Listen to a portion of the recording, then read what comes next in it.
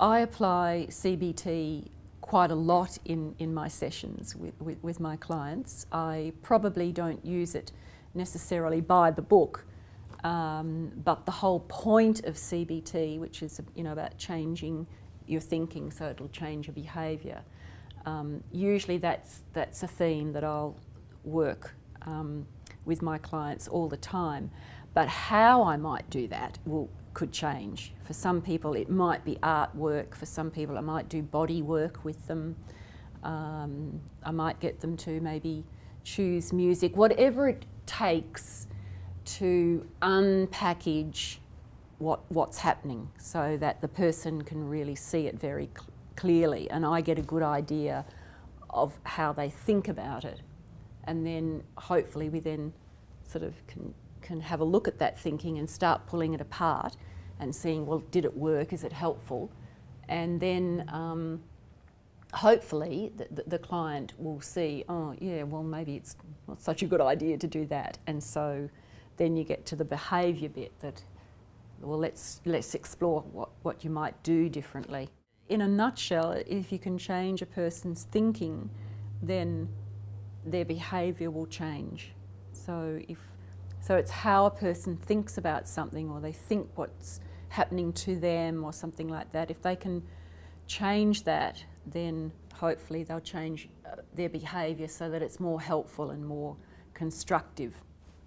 For instance, in the scenario with anger, changing, changing your thoughts about the anger and then changing your behaviour so that you'll get a better outcome.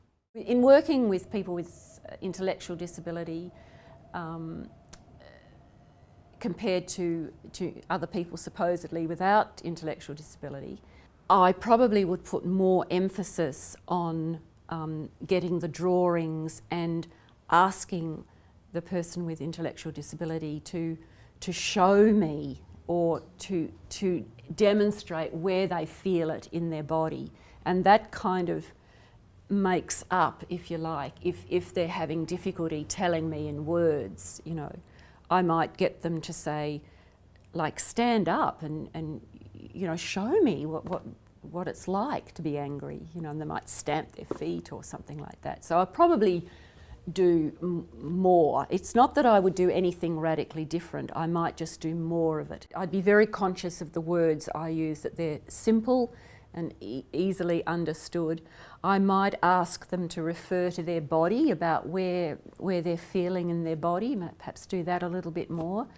I'm also conscious maybe, I find that in many instances they're very expressive when you start doing that role playing, and so I'd probably get more involved in the role play perhaps than I might with somebody else. So and in that way you get that real kind of connection and rapport with people, because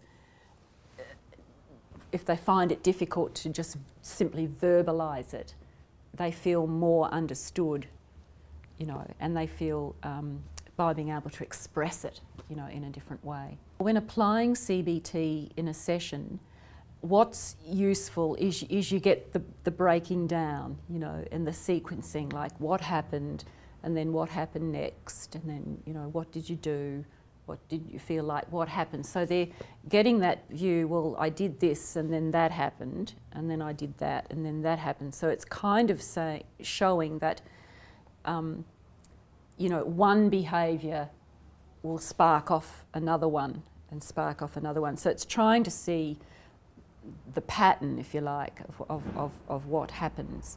And also it's they're telling it. It's kind of their interpretation of it. So it's just that it builds understanding and it paints a picture of what really has been going on. And then you can say to them, well, you did this, but then that happened, and like, did it solve the problem? Did it work? Was it helpful? So they can see the link then between, what they were thinking and what they actually did has a direct relationship. And it lays it out, you kind of get all the sequencing, and then you're better able to link things then, that you can refer back you know, when you're sort of feeding back to the client, you can feed back the story that they've given you.